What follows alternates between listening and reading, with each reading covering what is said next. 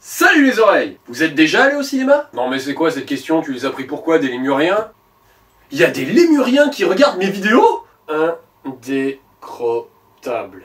Aujourd'hui, je vais m'arrêter sur une face assez étonnante de la production de la musique de film. Et pas que les films, hein, aussi pour les jeux vidéo, les séries télévisées et les spots publicitaires. Ça sent la théorie du complot, ton truc. Je vais vous parler de l'industrie de la musique de bande-annonce. La musique de bande-annonce, ou trailer music en anglais, est une musique de fond assez souvent orchestrale, utilisée pour accompagner les bandes-annonces des nouveaux films, des nouvelles séries et récemment des nouveaux jeux vidéo. Le but de cette musique vise à compléter et à accompagner le message des bandes-annonces afin de promouvoir leur sortie prochaine auprès du public. Ces musiques sont souvent assez impersonnelles afin d'éviter que le message de la bande-annonce ne soit occulté par un caractère fort de la musique, et complémentairement très expressives puisqu'elles ont pour but de souligner chaque action à l'écran. Et vous avez sûrement remarqué que les actions s'enchaînent très rapidement, ce pour vous appâter avec le plus grand nombre d'images du film possible et pour permettre de toucher le plus large public potentiel. La musique de bande-annonce correspond donc à une musique qui doit avoir un caractère sentimental correspondant au style qu'elle représente. On mettra pas une musique épique sur une bande-annonce de film d'amour. Mais pourquoi tu t'en vas? N'essaie pas de m'arrêter. Mais je t'aime. Moi aussi. Et malgré tout, ne pas avoir trop de caractère pour ne pas prendre le pas sur le message de la bande-annonce. Le bon délire du compositeur qui doit en faire pas trop, mais bien assez. Dans ce domaine, il y a 3 techniques et vous verrez que la plus intéressante est probablement la troisième. La première, la plus simple, consiste tout simplement à utiliser des musiques déjà existantes, souvent orchestrales et de l'époque classique, comme les Requiem de Mozart ou Carmina Burana de Karloff pour les plus utilisés.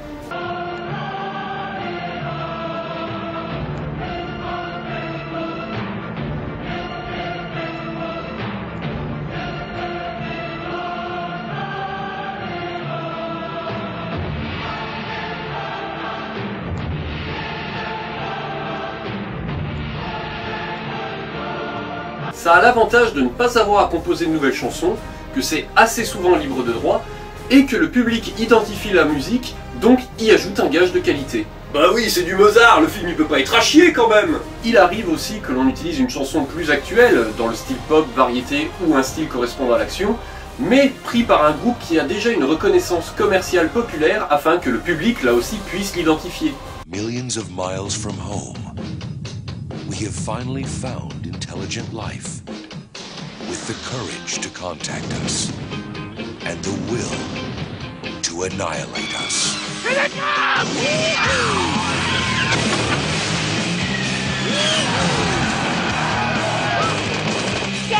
Et là, déjà, vous vous dites que je dois être horripilant dans une salle de cinéma. Vous avez pas tort! La deuxième technique, toujours simple, consiste à reprendre des musiques de films déjà existantes pour une nouvelle bande-annonce. Que la musique soit du même film ou d'un autre n'a aucune importance du moment que ça colle à l'ambiance. Par exemple, une des plus utilisées, c'est la musique de Requiem for a Dream de Clint Mansell, et pour une très grande partie d'entre vous, vous n'avez même pas vu le film d'origine, vous connaissez quand même la musique. We are in the middle of a war to protect a secret so powerful that if revealed, it would devastate the very foundations of mankind. Professor Langdon, the chief of police would like your assistance. I'm not sure how much help I'm going to be here. C'est bien foutu, non? Pourquoi j'ai pas regroupé les deux premières techniques ensemble? Eh bien parce qu'à la différence de la première, la deuxième technique c'est déjà de la musique fabriquée pour le monde du cinéma. C'est-à-dire qu'elle répond déjà au code de musique faite pour le remplissage. Ce qui n'est pas le cas de la première catégorie. Vous imaginez Mozart à son époque? Et voilà mon Requiem en Ré mineur. J'espère qu'ils en feront une belle bande-annonce dans 400 ans! La troisième technique est celle sur laquelle je vais désormais m'attarder. Elle consiste donc à composer une musique qui n'aura pour but que de servir la bande-annonce. On pourrait croire que cette technique est aussi ancienne que les deux autres, voire au moins aussi ancienne que le fait de faire des bandes-annonces. Eh bien pas tant que ça, et même jusqu'aux 5 dernières années, elle était même totalement inconnue du public. Pourquoi ? Ces musiques ne faisaient pas partie de la bande originale du film et elles n'étaient que très rarement distribuées commercialement. De plus, avant l'explosion du téléchargement et de l'internet, c'était même quasiment impossible de trouver des informations sur ce système hors de la toile. Donc remontons le temps.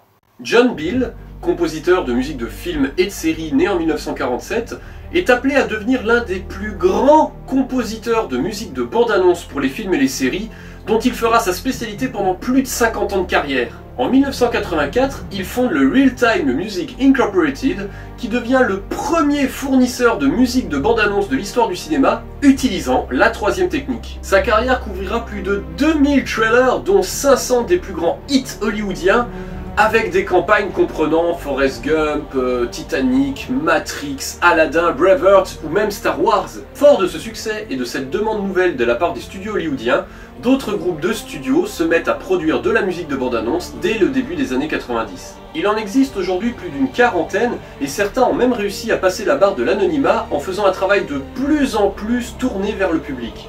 Ils produisent une musique qui n'est originellement que disponible pour le monde du cinéma, leur matériel étant disponible pour les professionnels uniquement sur des plateformes dédiées. Cependant, certains commencent à produire des albums publics disponibles dans le commerce, ce pour répondre à une attente nouvelle et grandissante de la part des fans. Car oui, aujourd'hui en marge des fans de la musique de film, on trouve des fans de la musique de bande-annonce.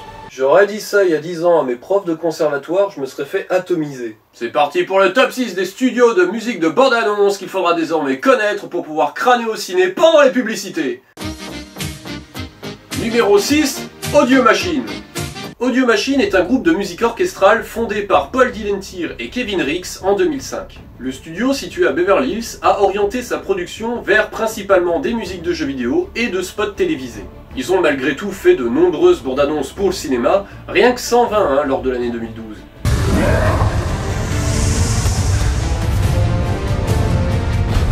If you awaken that beast, you will destroy us all.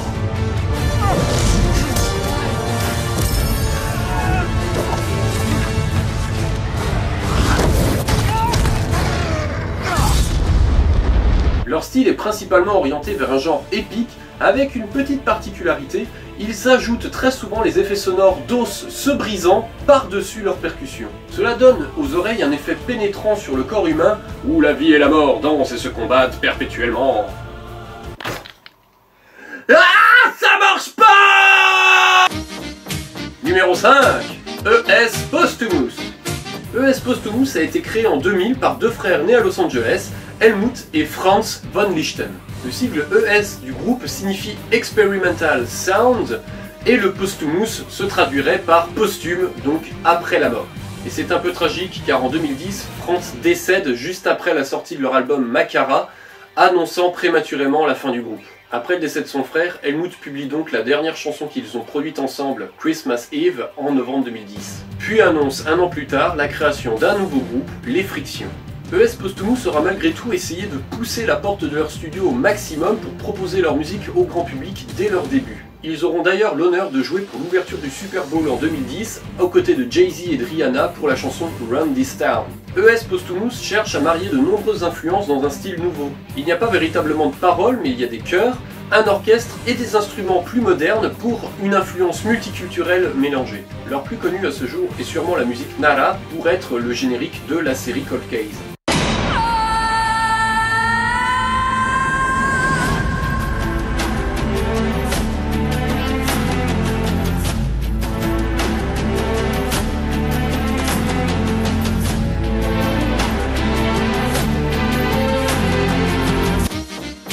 Numéro 4, Brian Tyler. Alors là c'est un peu différent parce que Brian Tyler c'est simplement un compositeur américain de jeux vidéo et de musique de film né en 1972.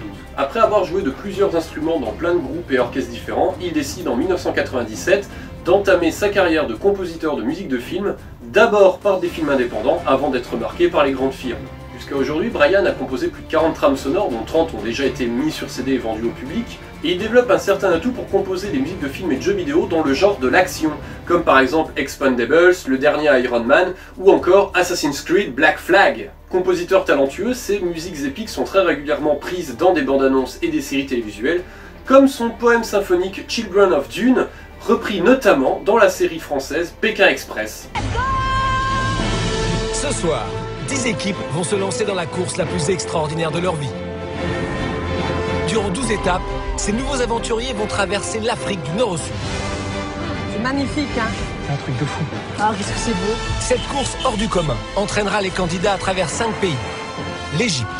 On voit des pyramides. Bah pourquoi tu l'as pas mis dans la deuxième technique celui-là? Eh bien en fait Brian il rentre dans les 3 techniques à la fois, ce qui en fait le compositeur le plus complet de tous ceux que je présente ici. Il méritait bien une petite place spéciale. Et puis moi je l'aime bien alors je fais ce que je veux. Numéro 3, X-Ray Dog. X-Ray Dog est un studio de musique hollywoodien situé à Burbank en Californie. Il est dirigé par Chris Field et fondé en 1991. X-Ray Dog c'est un petit peu différent car c'est un consortium de compositeurs et de musiciens qui s'attellent à faire de la musique orchestrale avec ou sans chœur pour des bandes annonces télévisuelles ou cinématographiques. En gros, mis à part Chris et une quinzaine d'autres compositeurs, les compositeurs sous le label X-Ray Dog sont toujours en constant changement, plus d'une 50aine à l'heure où nous en parlons. Ce mélange constant leur permet de proposer la plus grande palette d'influences musicales de tous, chacun venant avec un monde personnel qu'il vient joindre à une ambiance collective. Ils produisent donc leurs morceaux dans divers genres musicaux, d'abord orchestral, ensuite à base orchestrale, mais incluant tout un tas de divers genres, le jazz, le pop, la funk, l'électronique, le rock, la salsa. Ils ont même une partie spéciale effets spéciaux qui propose une expérience de leur son en 3D. Ça marche pas. Et pour ma part, c'est par eux que la passion a commencé, à cause de cette bande-annonce.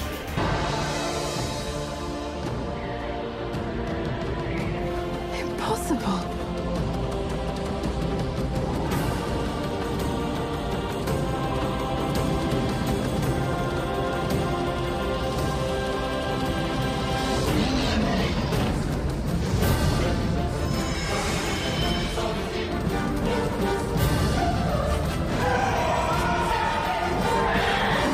Oh bon sang, qu'est-ce qu'on a pu la chercher cette chanson à l'époque?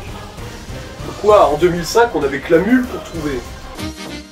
Numéro 2, Immediate Music. Bon là on tape dans du lourd les oreilles. Immediate Music est un studio situé à Santa Monica, fondé par Yoav Goren et Jeffrey Feynman en 1993, lors d'une rencontre totalement fortuite. Oui, je m'étais mangé. Oh pardon, je suis désolé, excusez-moi. Et ça vous dirait pas de faire un studio qui fait de la musique de bande-annonce? Ok. Ok. Avec plus de 7000 bandes annonces, films et spots télévisés utilisant leur composition, Immediate Music est le studio dont les musiques sont le plus utilisées dans les bandes annonces, tous styles confondus. Et comme pour tous les autres, il faudra attendre 2008 pour voir sortir leur premier album public, après plus de 15 ans de travail acharné de plus d'une 50aine d'albums pro multistyles.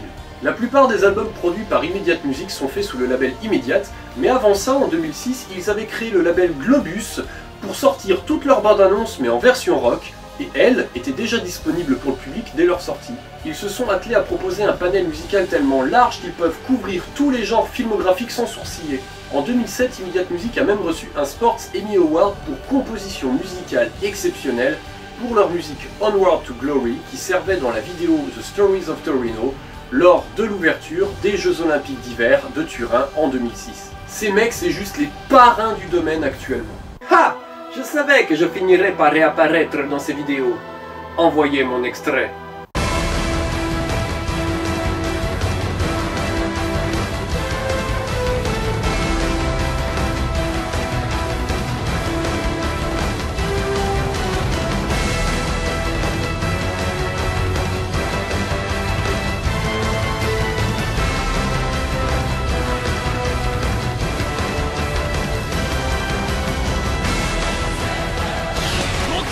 Ah, c'est charmé. Capici? Numéro 1, Two Steps from Hell. Alors, pourquoi eux en numéro 1 alors que je viens de dire que les patrons c'était Immediate Music? Parce que Two Steps from Hell c'est trop mes préférés! Two Steps from Hell est une société de production musicale fondée en 2006 par les compositeurs Nick Phoenix et Thomas G. Bergensen à Los Angeles. Ce studio a tout de suite compris l'engouement et l'amour de la musique que pouvaient avoir les fans, si bien que dès leur premier album, ils se sont attelés à proposer l'entièreté de leur travail disponible au public. Ils ont même poussé le vice plus loin en étant les premiers à les donner des représentations de leur propre musique dans des salles de concert. Et pour leur style, comment dire, eh ben vous prenez tout ce que j'ai dit avant, vous le mélangez et ça donne ça.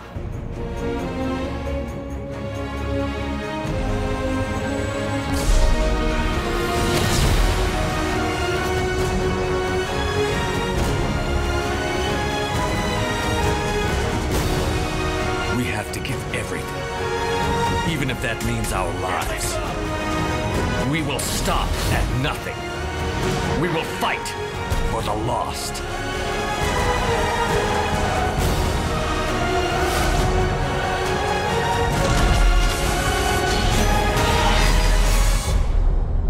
C'est épique, c'est grandiose, et en même temps c'est les petits derniers arrivés, donc ils ont eu le temps de voir et de savoir ce que le public et les professionnels pouvaient attendre de ce genre. Une particularité de leur travail, c'est d'avoir décidé de revenir à un mode de composition plus complet et expressif, se rapprochant d'un style orchestral se suffisant à lui-même. En même temps, c'est utiliser la troisième technique pour vendre sa musique comme la première technique. Waouh! Voilà, désormais je vous invite à tendre l'oreille quand vous êtes au cinéma, et vous remarquerez que les bandes annonces ne sont pas que de vulgaires publicités. On y trouve très régulièrement des perles de la musique en arrière-plan. On s'abonne ici, on met un petit pouce vert, ou on nous rejoint sur Facebook, et je vous propose ici un petit lien vers un site qui vous recensera toutes les sorties du genre à ne jamais louper. Enfin, si ça vous branche un petit peu de temps en temps de l'anglais. Musique!